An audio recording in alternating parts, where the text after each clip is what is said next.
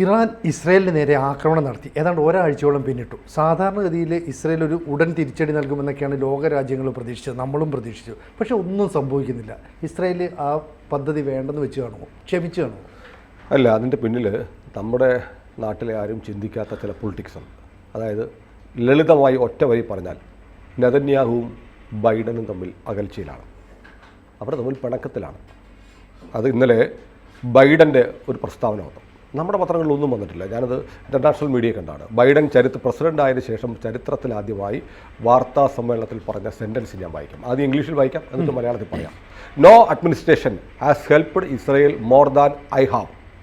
None none none. And I think Bibi should remember that. And whether he is trying to influence the election I don't know, but I am not counting on that. Biden പറയുകയാണ്, എൻ്റെ സർക്കാർ സഹായിച്ചതുപോലെ ഇസ്രയേലിനെ മറ്റാരും സഹായിച്ചിട്ടില്ല. ആരുമില്ല ആരുമില്ല ആരുമില്ല. Again വീണ്ടും പറയുന്നു, ഇത് ബിബി നെതന്യാഹു മനസ്സിലാക്കണമെന്ന് ഓർമ്മിക്കണമെന്ന് ഞാൻ കരുതുന്നു. Whether he has trying to influence the elections, അതായത് നെതന്യാഹു ഇപ്പോൾ അമേരിക്കയിൽ നടക്കുന്ന എലക്ഷനെ സ്വാധീനിക്കാൻ ശ്രമിക്കുകയാണോ? ഐ ഡോണ്ട് നോ, എനിക്കറിയില്ല. ബട്ട് എന്നാൽ I am not counting on that, ഞാനത് കണക്കിലെടുക്കുന്നില്ല. നോക്കൂ, ബൈഡൻ പറയുകയാണ്, നെതന്യാഹു അമേരിക്കൻ പ്രസിഡന്റ് എന്ന നിലയിൽ ഇസ്രയേലിന് ബൈഡൻ കൊടുത്ത കാര്യങ്ങളെല്ലാം മറക്കുന്നു. തന്നെ പോലെ ആരും സഹായിച്ചിട്ടില്ല, അതൊരിക്കലും മറക്കരുത്. 3 പ്രാവശ്യം പറഞ്ഞു നൺ നൺ നൺ, മറ്റാരുമില്ല മറ്റാരുമില്ല മറ്റാരുമില്ല, ഊന്നി പറയുകയാണ്. എന്നിട്ട് ഇത് നെതന്യാഹു ഓർക്കണം. ഇപ്പോൾ ഇവിടെ നടക്കുന്ന ഇലക്ഷനെ സ്വാധീനിക്കാനാണോ ബിബി എന്ന് പറഞ്ഞാൽ നെതന്യാഹു ശ്രമിക്കുന്നത്? എനിക്കറിയത്തില്ല, പക്ഷേ ഞാനത് കണക്കിലെടുക്കുന്നില്ല. നോക്കൂ, അതിൻ്റെ ഒരു ഗ്രാവിറ്റി പോയത് കണ്ടോ. അതായത് ഇപ്പോൾ ഇലക്ഷൻ നടക്കുകയാണ്, ബൈഡൻ്റെ സ്ഥാനാർത്ഥിയാണ് ആര്? കമല ഹാരിസ്. ട്രംപ് ഇപ്പുറത്തേക്ക്. ട്രംപ് ഓപ്പൺ ഹാർട്ടഡ്ലി, തുറന്ന ഹൃദയത്തോടെ ആരെ സഹായിക്കുകയാണ്? ആർക്ക് അനുകൂലമായ നിലപാടാണ്? ഇസ്രയേലിന് അനുകൂലമായിട്ടാണ്. അതേസമയം ഇന്നലെ കമല ഹാരിസ് അമേരിക്കയിലെ അറബ് മുസ്ലിം നേതാക്കളുമായിട്ട് ചർച്ച നടത്തി. അതും നെതന്യാഹുവിന് ഇഷ്ടപ്പെടുന്നില്ല. അത് മാത്രമല്ല, പിന്നെ വീണ്ടും ബൈഡൻ്റെ അടുത്ത സ്റ്റെൻസിൻ്റെ ബാക്കി വായിക്കാം. I think if I were in their shoes I had be thinking about other alternatives than striking oil fields. അതായത് ഞാൻ അവരുടെ ഷൂവിലാണെങ്കിൽ, അവരുടെ ചെരുപ്പിലാണ് ഞാനെങ്കിൽ, ഇംഗ്ലീഷിലൊരു പ്രയോഗമാണ് എന്ന് പറഞ്ഞാൽ അവരുടെ സ്ഥാനത്ത് ഞാനാണെങ്കിൽ I had be thinking about other alternatives, ഞാൻ മറ്റു മാർഗങ്ങൾ ആലോചിക്കും. ഏതിനേക്കാൾ? അവരുടെ എണ്ണപ്പാടങ്ങൾ തകർക്കുന്നതിനേക്കാളും മറ്റു വല്ല മാർഗമുണ്ടോ എന്ന് ഞാൻ ആലോചിക്കും എന്ന് ബൈഡൻ പറയുന്നു. തീർന്നില്ല, ബൈഡൻ പിന്നെയും പറയുകയാണ്, I don't believe there is going to be an all out വാർ.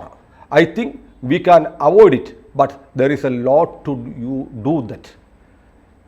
ഞാൻ ഒരു പൂർണ്ണ തോതിലുള്ള യുദ്ധം ഉണ്ടാവുന്നതിൽ ഞാൻ വിശ്വസിക്കുന്നില്ല.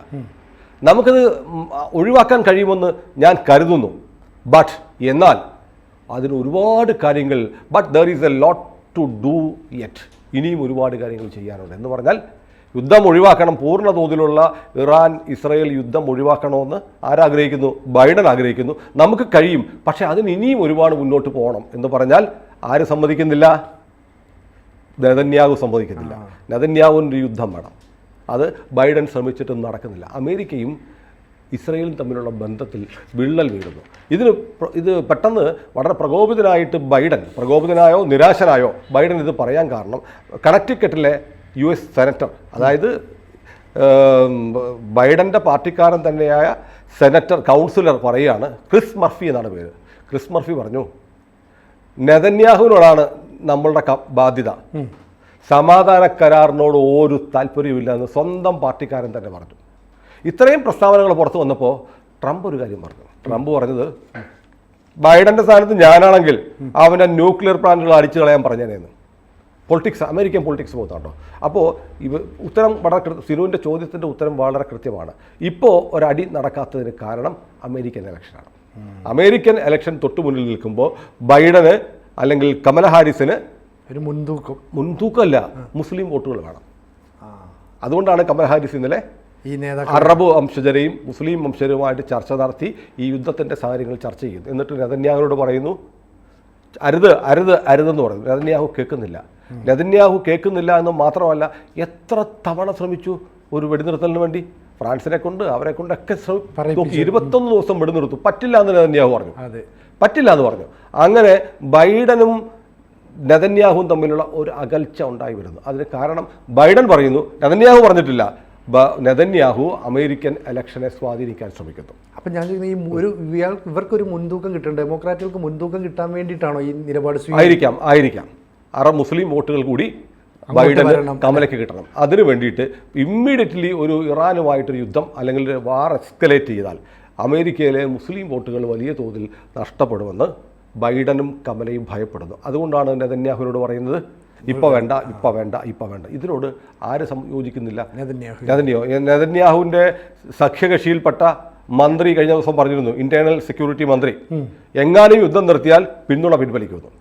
അപ്പോൾ അവിടുന്ന് വലിയ പ്രശ്നമാണ്. യുദ്ധത്തിൽ നിന്ന് പിന്മാറിയാൽ സീസ് ഫയർ വെടിനിർത്തൽ പ്രഖ്യാപിച്ച നെതന്യാഹു കഴിഞ്ഞു.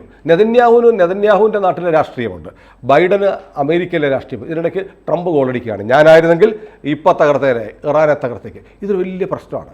അപ്പോൾ ബൈഡൻ പറയുകയാണ്, 21 ദിവസത്തെ വെടിനിർത്തലിന് വേണ്ടിയിട്ട് ഞങ്ങൾ ഒരുപാട് ശ്രമിച്ചു, ഇന്റർമീഡിയറികൾ വഴിയും ശ്രമിച്ചു, ഇന്റർമീഡിയറി ആയിട്ടുള്ള ആളുകളെ കൊണ്ട് സംസാരിപ്പിച്ചു നെതന്യാഹുവിനോട്. ഒരുപക്ഷെ ഇന്ത്യയെ കൊണ്ട് വരെ സംസാരിപ്പിച്ചിരിക്കാം. ചില ഇടപെടലുകൾ ഇന്ത്യ നടത്തിയിട്ടുണ്ട്, ഇറാനുമായും ഇസ്രയേലുമായിട്ടും ഇന്ത്യ ചില സംസാരങ്ങളൊക്കെ അതെ പറയുന്നുണ്ട്. പക്ഷേ നെതന്യാഹു പരസ്യമായി വെടിനിർത്തലിന് തയ്യാറല്ല. അടിക്കും തിരിച്ചടിക്കും, ഞങ്ങളുടെ കയ്യെത്താത്ത ഒരു സ്ഥലവും ഇറാനിൽ ഇല്ല എന്ന് നെതന്യാഹു പരസ്യമായി പറയുന്നു. അപ്പോൾ ഒരു യുദ്ധമുഖം മാത്രമല്ല, ഈ ബൈഡൻ ഇങ്ങനെ വെടിനിർത്തെന്ന് പറഞ്ഞുകൊണ്ടിരിക്കുമ്പോൾ നെതന്യാഹു ചെയ്തതെന്നറിയോ? ഗാസയിലെ യുദ്ധം കഴിഞ്ഞിട്ട് വെസ്റ്റ് ബാങ്കിലേക്ക് കയറി, നിർത്ത് എന്ന് ബൈഡൻ പറഞ്ഞുകൊണ്ടിരിക്കുക. മാത്രമല്ല, നേരെ കയറി ലെബനോനിൽ കയറി അടിച്ചു, എയർ സ്ട്രൈക്ക് നടത്തി, ലെബനോനിലേക്ക് കരയുദ്ധം ആരംഭിച്ചു. എന്നിട്ടോ തീർന്നില്ല, ഹൂതികളെ ആക്രമിക്കുന്നു, അല്ലേ, സിറിയയിലേക്ക് അയക്കുന്നു, യമനിലേക്ക് മിസൈൽ അയക്കുന്നു. അങ്ങനെ പുതിയ വാർ ഫ്രണ്ടുകൾ ആരെ തുറന്നുകൊണ്ടിരിക്കുക? നെതന്യാഹു തുറന്നുകൊണ്ടിരിക്കുക. അപ്പോൾ നെതന്യാഹുവിനെ സംബന്ധിച്ച് ഈ യുദ്ധം ജയിച്ചേ പറ്റുള്ളൂ. കാരണം ഇസ്രയേലികളുടെ ആത്മാഭിമാനത്തിൻ്റെ പ്രശ്നമാണ്. നെതന്യാഹു എന്ന രാഷ്ട്രീയ നേതാവിൻ്റെ, ലിക്വിഡ് പാർട്ടിയുടെ പ്രധാനമന്ത്രിയാണല്ലോ അദ്ദേഹത്തിന് അടുത്ത തെരഞ്ഞെടുപ്പ് ജയിക്കണം. അതിലൊക്കെ ഉപരി ഇസ്രയേലിനെ സംബന്ധിച്ച് ഇത് നിർണായകമായ യുദ്ധം. ഈ യുദ്ധത്തിൽ ജയിച്ചില്ല എങ്കിൽ പിന്നാക്കം പോയാൽ ഇസ്രയേലിൻ്റെ അസ്തിത്വം ചോദ്യം ചെയ്യപ്പെടും. അപ്പം രാഷ്ട്രീയം മാത്രമല്ല, പൊളിറ്റിക്കൽ പാർട്ടിയുടെ ഒരു നിലപാട് മാത്രമല്ല, രാജ്യത്തെ ജനങ്ങളുടെ വികാരം കൂടിയാണ് യുദ്ധം ജയിക്കുക എന്നുള്ളത്. പക്ഷേ ബൈഡനെ സംബന്ധിച്ച് കമല ഹാരിസിനെ ജയിപ്പിക്കുക, ട്രംപ് വരാതിരിക്കുക എന്നുള്ളതാണ്.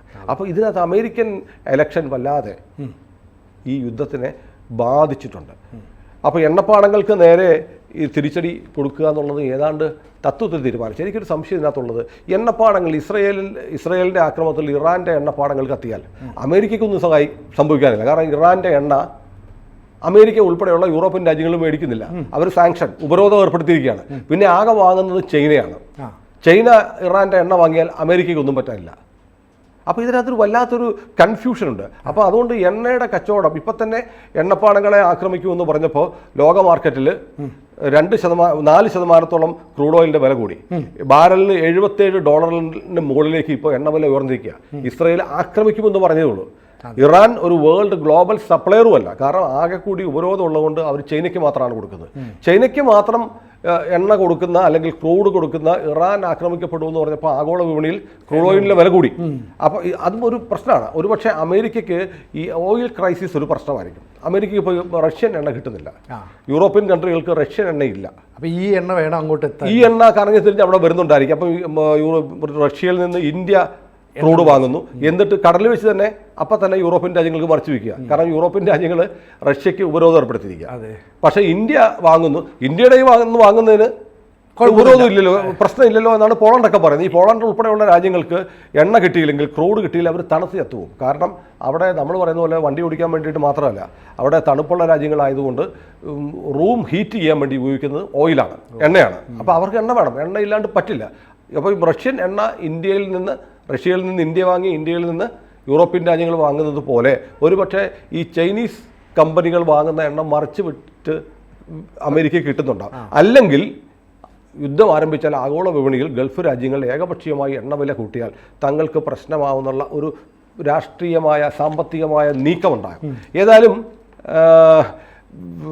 ഇതൊക്കെ ഈ രാഷ്ട്രീയ നേതാക്കന്മാർ തമ്മിലുള്ള ഈ അകൽച്ചയൊക്കെ ഉണ്ടെങ്കിലും അമേരിക്ക ഇപ്പോഴും കാര്യമായി സഹായിക്കുന്നുണ്ട്. കാരണം കഴിഞ്ഞ ദിവസവും ഇറാൻ അയച്ച 181 മിസൈലുകളെ എല്ലാം തകർത്തത് ഇസ്രായേലിൻ്റെ പ്രതിരോധ സംവിധാനം മാത്രമല്ല, UK-യുടെയും അമേരിക്കയുടെയും മിസൈലുകൾ കൂടിയാണ് അവയെ തകർത്തതെന്നുള്ള റിപ്പോർട്ടുകൾ വരുന്നുണ്ട്. അമേരിക്കയുടെ നയം പണ്ട് മുതലേ ജ്യൂസാണ്, പ്രോ ഇസ്രായേൽ ആയതുകൊണ്ട് ഓട്ടോമാറ്റിക്കലി അവർ സഹായിച്ചുകൊണ്ടിരിക്കും. പ്രസിഡന്റ് എന്ന് പറഞ്ഞാലും പെൻറ്റഗൺ ഒരു എടുത്തിട്ടുള്ള തീരുമാനമുണ്ട്, പണ്ട് മുതലുള്ള പരമ്പരാഗതമായിട്ടുള്ള ഒരു തീരുമാനമുണ്ട്. ആ തീരുമാനം മാറ്റണം. അത് പ്രസിഡന്റ് മാത്രം തീരുമാനിച്ചാൽ നടക്കുമൊന്നുമില്ല. കാരണം ഇസ്രായേലിന് എതിരെ ഒരു തീരുമാനം ബൈഡൻ എടുത്താൽ പോലും സെനറ്റർമാരൊന്നും അംഗീകരിക്കത്തില്ല, പാർലമെൻറ്റോട് അംഗീകരിക്കുക. പ്രസിഡന്റിന് ഏകപക്ഷീയമായിട്ട് ഒന്നും ചെയ്യാൻ കഴിയത്തില്ല. അതുകൊണ്ട് നിലവിലുള്ള നയം അനുസരിച്ച് ഇസ്രായേലിനെ സഹായിക്കുക എന്ന നയം നിലവിലുള്ളതുകൊണ്ട് അമേരിക്കൻ പ്രസിഡന്റ് ബൈഡൻ എന്തു പറഞ്ഞാലും നിലവിൽ സഹായിക്കാനുള്ള സഹായങ്ങൾ മുറ പോലെ നടക്കുന്നുണ്ട്. പക്ഷേ നെതന്യാഹുവും ബൈഡനും തമ്മിലുള്ള ബന്ധത്തിൽ ഒരു ഗ്യാപ്പ് വീണ്ടിരിക്കുന്നു എന്നുള്ളത് പടിഞ്ഞാറൻ മാധ്യമങ്ങളൊക്കെ വളരെ കാര്യമായി റിപ്പോർട്ട് ചെയ്യുന്നുണ്ട്. എനിക്കിപ്പോൾ തോന്നുന്നത് നമ്മുടെ മാധ്യമങ്ങൾ എന്താണോ അവരുടെ ഇൻ്റർനാഷണൽ ഡെസ്ക് ഒന്നും ഇത് കാണാത്ത എന്താണ്? കാരണം ഇതെല്ലാം ഈ പറഞ്ഞ കോട്ട്സ് മുഴുവൻ വെസ്റ്റേൺ ന്യൂസ് ഏജൻസികൾ റിപ്പോർട്ട് ചെയ്യുന്നതാണ്. അതുകൊണ്ടാണ് നമ്മളിത് പറയുന്ന ആധികാരികത ഉറപ്പാക്കാൻ വേണ്ടിയിട്ടാണ് ഞാൻ ഇംഗ്ലീഷിലുള്ള സെൻറ്റൻസ് അതുപടി വായിച്ചത്. അപ്പോൾ ഇതൊന്നും നമ്മുടെ നാട്ടിലാരും റിപ്പോർട്ട് ചെയ്യുന്നത്. നെതന്യാഹുവും ബൈഡനും തമ്മിൽ അഭിപ്രായ വ്യത്യാസം രൂക്ഷമാകുന്നു. പക്ഷേ അമേരിക്കയുടെ സഹായം തുടർന്നു. കാരണം നയം മാറിയിട്ടില്ല. പ്രസിഡന്റ് എന്ന് പറഞ്ഞാലും നയം ഓൾറെഡി സെറ്റിൽഡ് ആയിട്ടുള്ള ഒരു പോളിസി ഉള്ളതുകൊണ്ട് തുറന്നുകൊണ്ടിരിക്കുക. ഇനി മറ്റൊരു കാര്യമുണ്ട്. അമേരിക്കയ്ക്ക് ഈ പറഞ്ഞതുപോലെ ബൈഡൻ എന്ന് പറഞ്ഞാൽ മതി, അമേരിക്ക എന്ന് പറയണ്ട, ബൈഡന് ഇസ്രായേലിനെതിരായ ഒരു നിലപാടെടുത്തുകൊണ്ട് മുന്നോട്ട് പോകാൻ കഴിയില്ല. കാരണം ദയനീയമായി ബൈഡൻ്റെ പാർട്ടി തോറ്റുപോകും, കമല തോറ്റുപോകും. കാരണം അമേരിക്കയെ സംബന്ധിച്ച് അമേരിക്കയിലെ ജ്യൂസ് കമ്മ്യൂണിറ്റി അതിപ്രബലമാണ്. അമേരിക്കയുടെ സാമ്പത്തികം അടക്കമുള്ള പോളിസി മേക്കിങ്ങിൽ യഹൂദ സമുദായത്തിന് വലിയ സ്വാധീനമുണ്ട്. അതുകൊണ്ടാണ് കാലാകാലങ്ങളിലായി ഇപ്പോൾ വേണമെങ്കിൽ അമേരിക്കൻ ഡീപ് സ്റ്റേറ്റ് എന്നൊക്കെ നമ്മൾ പറയുന്നില്ലേ, അതിൻ്റെ സ്റ്റിയറിംഗ് കയ്യിലിരിക്കുന്നത് ജ്യൂസിൻ്റെ കയ്യിലാണ്. അമേരിക്ക ഒരു പ്രൊട്ടസ്റ്റന്റ് ക്രിസ്ത്യൻ കമ്മ്യൂണിറ്റിയൊക്കെ ആണെങ്കിൽ പോലും അവരുടെ പോളിസി തീരുമാനിക്കുന്നതിൽ, സാമ്പത്തിക നയം തീരുമാനിക്കുന്നതിൽ യഹൂദന്മാർക്ക് വലിയ സേയുണ്ട്. അപ്പോൾ അതുകൊണ്ട് ഇപ്പോൾ വല്ലാത്തൊരു അമേരിക്കയുടെ ആഭ്യന്തര രാഷ്ട്രീയത്തെ വല്ലാതെ കലുഷിതമാക്കുന്ന ഒന്നായി ഇറാൻ നടത്തിയ ആക്രമണം മാറിയിരിക്കുകയാണ്. ഇറാനെ തിരിച്ചടിക്കുന്നതിൽ നിന്ന് എത്ര ദിവസം ബൈഡന് നെതന്യാഹുവിനെ തടയാൻ പറ്റും എന്നുള്ളതാണ് ഇപ്പോൾ ഉള്ള വലിയ ചോദ്യം. ബൈഡൻ്റെ എതിർപ്പിനെ മറികടന്ന് നെതന്യാഹു കയറി അടിച്ചാൽ അവിടുത്തെ അമേരിക്കയിലെ മുസ്ലിം വോട്ട്, അറബ് വോട്ടുകളിൽ വലിയ ചോർച്ച ഉണ്ടാകുമെന്നാണ് ബൈഡനും കമല ഹാരിസും ഭയപ്പെടുന്നത്. പക്ഷേ നെതന്യാഹുവിനെ സംബന്ധിച്ചിടത്തോളം അവിടെ തിരിച്ചടിക്കാതിരുന്നാൽ നെതന്യാഹുവിൻ്റെ കാൽ കീഴിലെ മണ്ണ് ഒലിച്ചു പോകും. ഇപ്പോൾ ഒരു ഹീറോ പരിവേഷത്തിൽ നിൽക്കുന്ന നെതന്യാഹു വല്ലാത്ത ഒരു നിലംപരിശാവുന്ന സ്ഥിതി ഉണ്ടാകും. പ്രത്യേകിച്ച് ഒക്ടോബർ 7 2 ദിവസം മാത്രമേ ഉള്ളൂ. ഒക്ടോബർ 7 ഇസ്രായേൽ ഒരിക്കലും മറക്കാൻ ആഗ്രഹിക്കാത്ത, എക്കാലവും നീറുന്ന ഒരു ഓർമ്മയും പ്രതികാരത്തിൻ്റെ അഗ്നി എരിക്കുകയും ചെയ്യുന്ന ആ ഭീകരാക്രമണം നടന്നു. അവരുടെ കുഞ്ഞുങ്ങളെ, അവരുടെ സ്ത്രീകളെ, അവരുടെ തെരുവിലുണ്ടായിരുന്ന നിരപരാധികളായ 1500 പേരെ ഈ ഭീകരന്മാർ കൂട്ടക്കുരുതി ചെയ്ത്, അവരെ പരസ്യമായി ബലാത്സംഗം ചെയ്ത്, അവരുടെ കുഞ്ഞുങ്ങളുടെ മുടിക്കുത്തിന് പിടിച്ച് വാഴക്കൊല വെട്ടുന്ന പോലെ കഴുത്ത് വെട്ടിമുറിച്ചത്, ഇതൊന്നും ഇസ്രായേലി മറക്കില്ല. അപ്പോൾ നെതന്യാഹുവിനെ അടിച്ചേ പറ്റൂ, ബൈഡന് ഇപ്പോൾ അടിക്കരുത്. ഇതിൻ്റെ ഇടയ്ക്കുള്ള സമവായം ഉണ്ടായി വരുമോ എന്നാണ് നമ്മളിനി കാണേണ്ടത്. ഏതായാലും നെതന്യാഹുവും ബീബിയും തമ്മിൽ ചില പ്രശ്നങ്ങളുണ്ട്. കൂടുതൽ വാർത്തകളും വിശേഷങ്ങളും നിങ്ങളിലേക്ക് എത്താൻ ABC മലയാളം സബ്സ്ക്രൈബ് ചെയ്യുക, ബെൽ ബട്ടണും അമർത്തുക.